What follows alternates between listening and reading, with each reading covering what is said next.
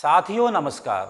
जैसा कि हम जानते हैं, हमारी सनातन संस्कृति 60 दर्शन की मजबूत आधारशिला पर खड़ी हुई है।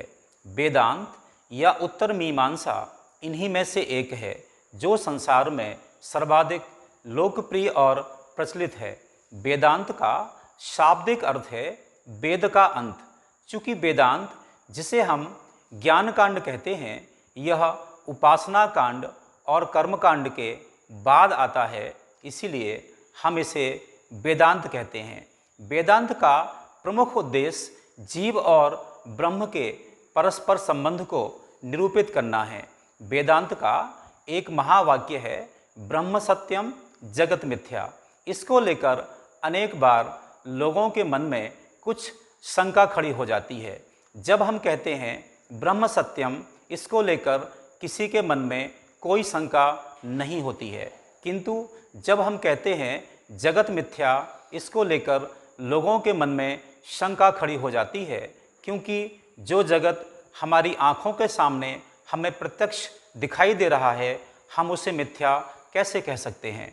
इसको समझने के लिए हमें पहले यह समझना होगा कि सत्य क्या है और मिथ्या क्या है। सत्य वह है जो हर देश, काल, परिस्थिति में एक जैसा रहता है, अपरिवर्तनशील रहता है, और मिथ्या वह है जो पल पल परिवर्तनशील है। इसीलिए हमें इसको और स्पष्ट करने के लिए यह समझना होगा कि हमारी जीवात्मा जो ब्रह्म का प्रतीक है और हमारी देह जो जगत का प्रतीक है, हम में से प्रत्येक इस बात को अनुभव करेंगे कि जन्म काल से लेकर आज तक क्या किसी की आत्मा में कोई परिवर्तन महसूस हुआ?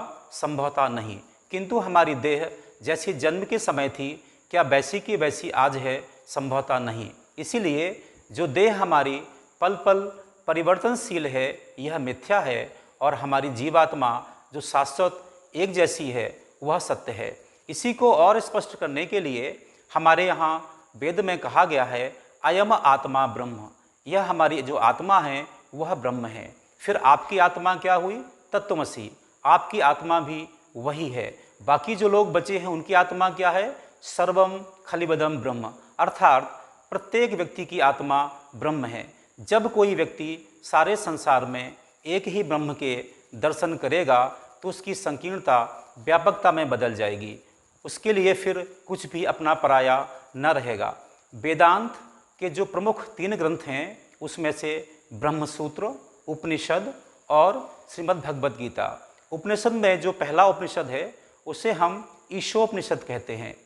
ईशोपनिषद का जो पहला मंत्र है, वह है ओम ईशावास्य इदम सर्वम यत् किंचित जगत्याम जगत तेन त्यक्तेन भुंजीता माँ गृधः कस्वधनम। अर्थात संसार में जो कुछ भी किंचित मात्र हमें दिखाई दे रहा है, यह सब ईश्वर का है, परमात्मा का है। इसीलिए हमें इसे त्यागपूर्वक उपयोग करना चाहिए। यहाँ हमें और स्पष्टता से समझना होगा कि सारा संसार जो हमें दिखाई दे रहा है, सारे संसार के लिए है। यदि इस प्रकार की व्यापकता का दृष्टिकोण हम में से प्रत्येक व्यक्ति के अंदर आ जाएगा, तो फिर सारी मारामारी, सारी परेशानियाँ खत्म हो जाएंगी। मुझे लगता है कि वेदांत का मूल उद्देश्य यही है कि हमारी संकीर्णता हमारी व्यापकता में बदल जाए। अनादिकाल से लेकर आज तक जिन महापुरुषों ने वेदांत का जन जन तक प्रचार प्रसार किया है, ऐसे महापुरुषों में आदि गुरु शंकराचार्य, स्वामी दयानंद, स्वामी विवेकानंद, स्वामी रामतीर्थ तथा प्रभुपाद वेदांत स्वामी आदि जो महापुरुष हैं, सबके चरणों में प्रणाम करते हुए मैं अपनी वाणी को विराम देता हूँ। ओम शांति इति।